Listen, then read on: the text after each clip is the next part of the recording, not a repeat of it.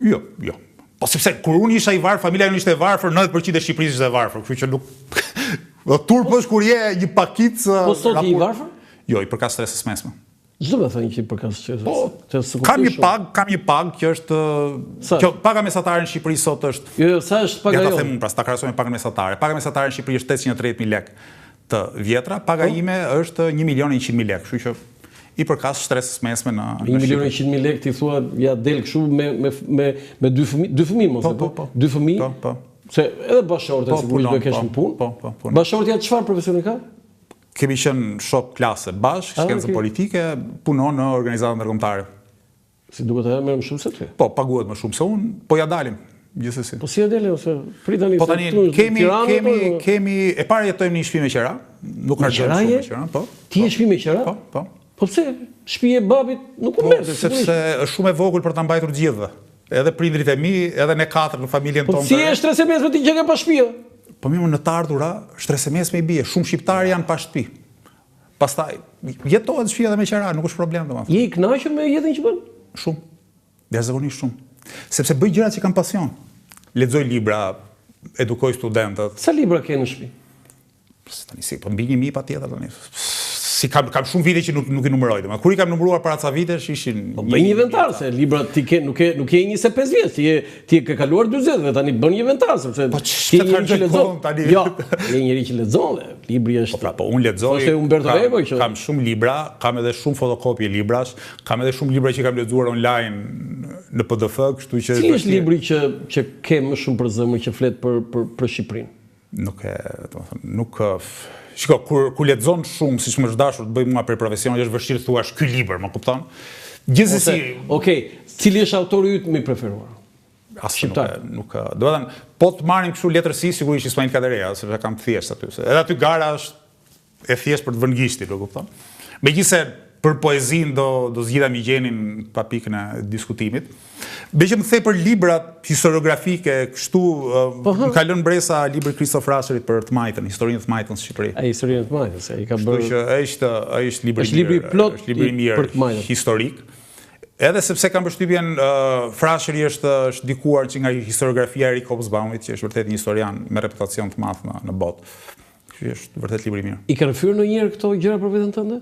Po, s'm kam pyetur. Kur më pyesur, pjesërisht tek këtu këto një gjë, po, beqë ky diskutim nuk shkoi nga programi, po përqendrohet tek. Jo, hajde më mirë. Po më shkruaj nga gjë, po këto janë më interesante se çfarë do thot pikat e programit Alin Qori që i thot në çdo intervistë.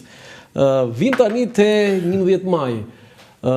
Ajo që unë ta kam bërë dhe herë të tjera si vrejtje, po unë sot nuk mund të bëj vrejtje, do bëj pyetje.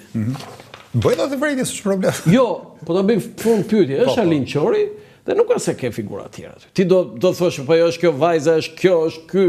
Nuk ke Alin.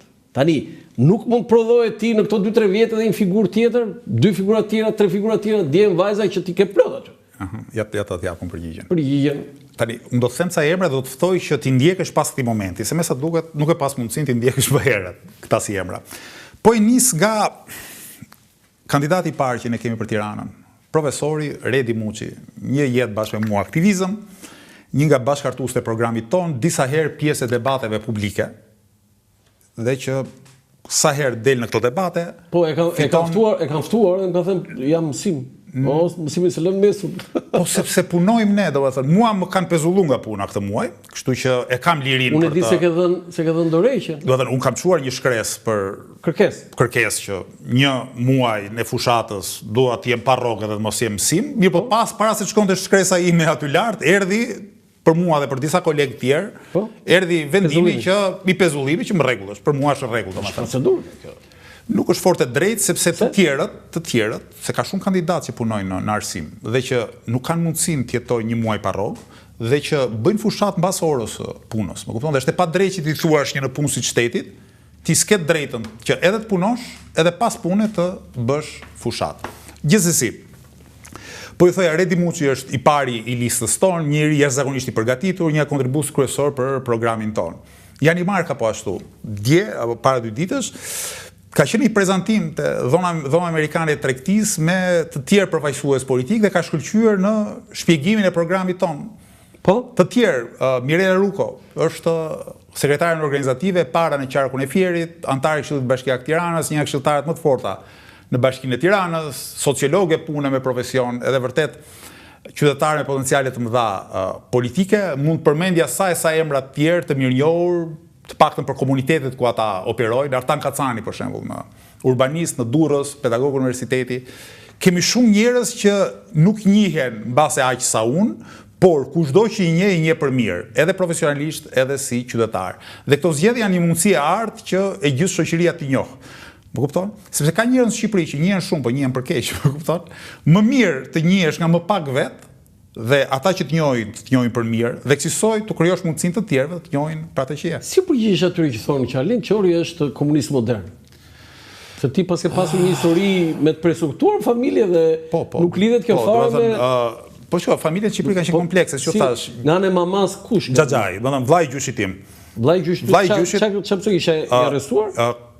Ka bërë 10 vjet burg. 10 vjet për tentativa rratisje. A tentativa rratisje? Ai kishte qenë i pak pas ka bërë. I arsimuar, kishte qenë i arsimuar në Itali gjatë luftës, kishte bërë një shkollë ushtarake, aso kohë, edhe pas luftës, për disa vite, ndoshta i dekadë mbas luftës, e kanë kapur për tentoi të arratisë, edhe fliste kështu vërdall. Po nga ana tjetër edhe stërgjyshi im nga mamaja ka pas damkën e kulakut edhe ka bërë disa vite burg. Pse e kanë këtë perceptimin dhe si u përgjigjesh atyre që Arlind Qori thotë është komunist modern? Po tani familja ime, si thash, është komplekse. Ka pas edhe partizan, edhe komunist, edhe antikomunist, edhe kështu. Sigurisht që familja mua më ka edukuar, por nuk është se më ka dhënë idet i kanë fituar vetë, përmes leximeve, përmes jetës shoqërore. Më thonë sepse unë jam, e them hapta dhe që jam i majtë. Në një vend ku e majta është dukur komplet. Që të flasë për punëtorë, pensionistë, për njështë e varfër. Pëse në politikat e veta agresive, neoliberale është, përveç e korruptuar, dhe korrupsioni është për të majtës e të djathës, po duke qenë një parti që u shërben oligarkisë, ka ul taksat për më të pasurit, e kështu me radhë, është një parti që nga pikpamja e programit ekonomik, është ekstremit djathtë. Më thoni mua një kryeministër ose një përfaqësues të një partie të qendrës majt, lehtë majt, në Evropë që krenohet që në vendin e vet nuk ka sindikata. Zoti Rama e ka bërë këtë gjë, e ka bërë disa herë. Këtu se ka fajin kryeministri. Këtu e kanë fajin ata që s'krijojnë sindikata. Fajin kryeministri e ka se kuadri institucional dhe ligjor në Shqipëri nuk i ndihmon punëtorët. Ai që do të protestojë Arlind, bota ka parë përmbysje gjigante dhe kjo Shqipëria jonë. Kështu që nëse do Arlind Qori dhe Roland Qafoku dhe të tjerë që dalin të protestojnë. Jo protestojnë, jo të bëjnë sindikat. Po të bëjnë sindikat. E di çfarë ndodh? Se na ka ndodhur. Të heqin nga puna të nesërme. Disa kryetarë sindikatave të reja që janë formuar në Shqipëri, me ndihmën tonë vitet e shkuara, të nesërme janë hequr nga puna. Nga minatorët në Bulqiz, te punëtorët e call centerit, te punëtorët e fasonerisë. Prandaj po them, në Shqipëri nuk respektohet kodi i punës. Fare, është ligji më i shkelur. Në këtë kuptim, si përgjigjesh kur thot zoti Rama që të bën atë ka ca qorrë aty thotë ai? Po më vjen keq sepse zoti Rama, pavarësisht se unë nuk kam asnjë mendim pozitiv për të, nuk përfaqëson vetëm veten e vet. Sa kohë është kryeministër, përfaqëson fatkeqësisht, po e përfaqëson shtetin shqiptar apo jo. E nëse i pari i ekzekutivit, edhe njeriu më i pushtetshëm i vendit, ja lejon vetes të flas pa edukat, të stigmatizoj tjetrin për syzet që mban, më kupton? Është turp i madh. Është turp i madh për vendin tonë, për shoqërinë tonë që të ketë një kryeministër kaq të pakdhendur, edhe kaq vulgar, banal. Ti e ke mbiemrin se Nofka ka vetëm. Ti e ke mbiemrin për të trashëguar nga miopia. Po ndoshta, po ti je miop? Tani unë kam syze tani, kam strabizëm këtë e di.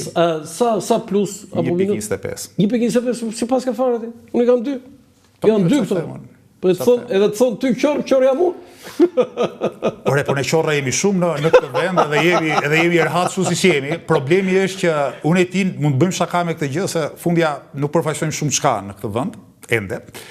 Por zoti Rama është kryeministri i vendit, më kupton? Edhe unë kam bërë edhe një lloj paralelizmi, kam thënë, shiko, fëmijët, se unë si fëmijë kam vuajtur, si fëmijët stigmatizojnë njëri tjetrin, ëh. Se të thoshin qorri i vogël? Patjetër. Të thoshin ë? Po patjetër. Po gjithë kanë thënë se është problem. Po edhe tani u thon. Edhe mua e kishte bullizëm këtë, e kishte. Kohën tonë bullizmi ka qenë komplet normal. Gjithë bullizonin, gjithë kanë përshtypje kështu. Dikush për syze, dikush për gjë tjetër. Mirë, po sot ky është problemi i madh. Shumë fëmijë vuajnë bullizmin. Dhe mua më vjen keq që kryeministri i vendit, duke përdorur një gjuhë të tillë, u bëhet krah bullizuesve nëpër shkolla. Biles unë kam bërë dhe i paralelizëm se me sa di edhe i biri Zotit Rama ka të njëjtin hall si unë, është me syze edhe besoj do të ketë pësuar. Po me syze jemi terrore, do e ketë pësuar i ziu një lloj si unë bullizimin, edhe ka vajt ndarkën në shtëpi dhe ka parë jatin e vet që të njëjtën gjë që ai bullizuesin klas i thot atij, jati vet i thot një rivali tip politik. Nuk më duket e hishme dhe në përgjithësi unë mendoj që Zoti Rama përveç se një politikan i korruptuar dhe në shërbim të oligarkisë është dhe një njeri pa etik. Se kemi vërtetuar këtë që është i korruptuar, se e di drejtësia këtë. Po tani drejtësia të vë prangat, po që është i korruptuar, që është i pari një vendi ku korrupsioni është galopant. Është votuar. Ore votoi njerëzit. Edhe Hitleri është votuar, por nuk thua dot nuk vrau miliona njerëz me që u votua. Jo, Hitleri është votuar ashtu si është votuar, dinë, ai themeloi diktaturën, pastaj. Po e themeloi pasi e votuar. Shiko, është histori tjetër se ti je mirë në histori, tani po, do të them, por mos bëjmë këtë. Tani, me shumë të drejtë the këtë çështjen e bullizimit politik e tjera, por më ngasmova me këtë. Unë do të kërkoja regjis që është një që më bëri përshtypje dhe unë nuk e dija që ishte e partisë tënde, unë e dija se ishte e PD-s. Dhe ka thënë Belind Kılliç në atë karrike dhe e kam ngatruar. Në fakt ajo më thonë stafi im që ishte e lëvizjes bashk. Kur është arrestuar Erion Veliaj, një vajzë nga partia jote ka hapur shampanjën. A është normale kjo? Ju lutem Regje, nëse është e mundur, është e mundur? Është e mundur. Po më e di unë e kam parë. Jo, që ta shoqërojmë. E kemi? Nuk e kemi për drejtat e autorit. Kupton ti? E më ta them unë më. Po, si është? A është normale kjo? Tani gëzohesh se u arrestuar Erion Veliaj? Po që sigurisht shampanja do të qenë shumë e lirë, pa diskutim. Prap shampanja është, Po është një gest gëzimi, është një gest gëzimi për të thënë që më në fund një nga njerëzit më të korruptuar në Shqipëri po merr atë që meriton. Dhe ti gëzohesh që ai ishte në qeli? Pa diskutim. Pa diskutim. Unë po gëzohem, nuk e ndan dot pjesën humane me pjesën e politikanit. Unë nuk uroj që Zoti, unë nuk uroj, unë nuk për një sekondë, unë nuk gëzohem ose nuk uroj që Zotin Veliaj ta dhunojnë në burg, më kupton? Unë duaj që Zotit Veliaj t'i respektojnë të gjitha drejtat në burg, aty ku i takon të jetë. Pra ne gëzohemi se po vendoset drejtësi. Nuk gëzohemi se Zoti Veliaj për shembull i hyri gardiani brenda edhe e lidhi kokë e këmbë, më kupton? Pra ne gëzohemi që po vendoset drejtësi dhe që Shqipëri vendoset drejtësi do të thotë që të korruptuarit të flenë natën në burg, edhe ditën madje të rrinë në burg. Dhe kjo është pjesë e të drejtës. Ne nuk gëzohemi si dikush u rra, nuk gëzohemi si dikush u vra, se këto janë paligjshme dhe të padrejta. Ama që një njeri korruptuar që ka shkatruar nga pemë urbanistike qytetin tonë, po shkon drejt burgut, tani është para burgim, po shkon drejt burgut, edhe mua më gëzon. Unë s'kam hapur shampanjë, mund kem bërë një deklarat, por çfarë i the asaj vajzës? S'kam thënë asgjë më. Çfarë i them? Vajza është zonjë dhe quhet Mirela Ruko, është sekretare organizative. Duke shëre, prandaj